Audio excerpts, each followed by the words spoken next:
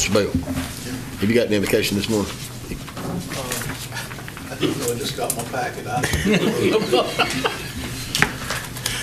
We're prepared to play. And Ed, you got the pledge. Mm-hmm. And is there any changes in the agenda? No, sir, not. And then with special presentation, we got James Wade coming over. And we're also going to talk to him back here. He's here. Okay, great.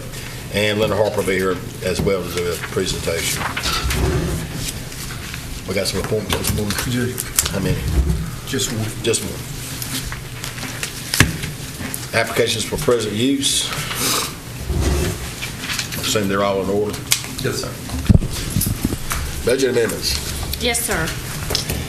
Your first budget amendment is for Department of Social Services. This is requesting to reallocate some funds within the foster children program, and this is to allow for the clothing allowance that is required each year, twice a year for foster children. They've had an increased number of participation in that. For the staff attorney's office, we're requesting to anticipate and appropriate some additional revenues and expenditures. Andrew has been busy with our foreclosures, and so we need to recognize some of the revenues and associated expenditures with the activities of that office.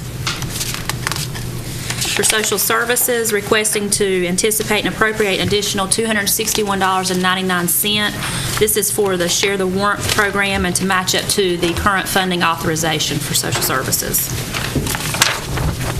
For facility services, requesting to reallocate $25,000 from capital outlay to the fuel oil line item, and this is to account for the increase in the gas bills on all 22 buildings that they service.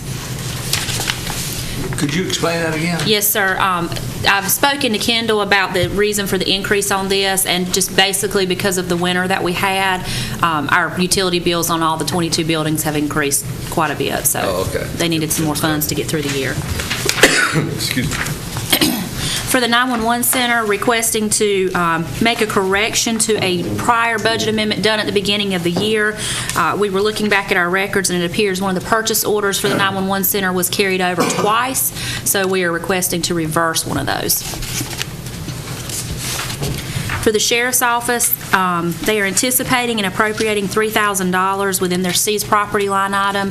This is for the sale of assets, and if you recall, when they sell assets within the seized property program, they have to turn around and put it back into one of those line items. So it's going to be put into non-capital. What is the procedure for selling seized property? Do they auction it off, or? Well, they usually put it on Gov Deals for the vehicles and things like that. They would put it on Gov Deals. Okay. For social services, they are requesting to reallocate and also to anticipate some additional revenues for the foster care 4E program. This is split by the federal and state and county, 84% federal, state, county cost is 16%. And they just have had an increased caseload. To cover the county's costs, they are going to reallocate it from one of their current line items. For social services, this is another one that is split by the county and state. This one is 50-50. They are requesting to reallocate some funds to cover the county's cost to go towards the state boarding home care. And again, this is just an increase in their caseload, so they are having to cover those costs for the rest of the year. For sewer, and this is the last one, we are requesting to appropriate additional funds awarded from the Golden Leaf Grant Program in the amount of $183,332.79. This will be used for the sewer lift station. And just to let you know, I do want to publicly thank Chip for the work that Chip did. When we had the original grant, it would not cover the cost of engineering and construction. We went back to Golden Leaf, and Chip did a great job on that. And now we have the funds to fully do that project, engineering and construction. So we will be able to replace that sewer lift station. When do you anticipate that We're starting now. Once we got notification of the grant award, we have, we already hired the engineer, Withers and Ravenel. We were waiting on the additional funding because we didn't want to use general fund dollars to finish the project. We were waiting to see if we had the grant, the additional funds allocated. So now this will cover 100%. So we're going to bid it now? Well, they do the work? they're designing it, and then we'll bid it out. Yes, Okay. sir. Okay.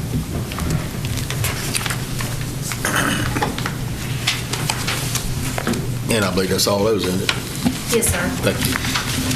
New business, the Smith Garner for the landfill emergency, engineering services. Yes, sir. As the board's aware, we have not rebid our engineering services at the landfill in the past, 29 years. So we went through the process. Appreciate the work of Tim Rogers, Kendall Lee, Chip Crumpler, Noel Woods, Ryan Preble, and myself.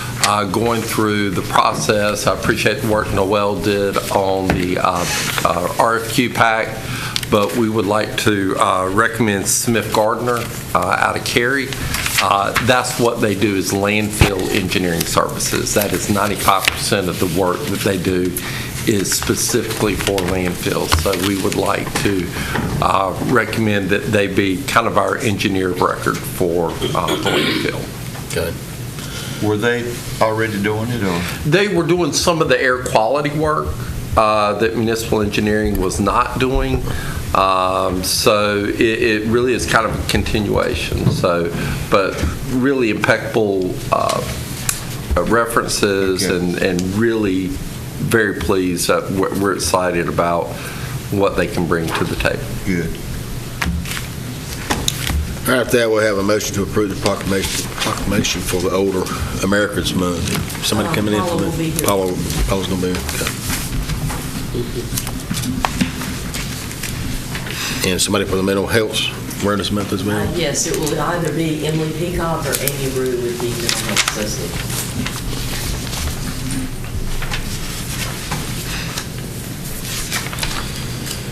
All right, then we'll have, at that, of course, County Commissioner comments, our comments, and the closed sessions. We'll have a couple of those, but just a reminder, this afternoon, we'll be doing the Capital Improvement Plan workshop, so we won't be escaping early, even though the first part of the meeting should be fairly short.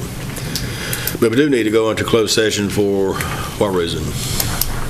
To discuss matters relating to the location of expansion of an industry or business in the county, to establish the position with respect to purchasing land, to consider the qualifications and performance of a public officer, and to consult with me to preserve the attorney-client privilege.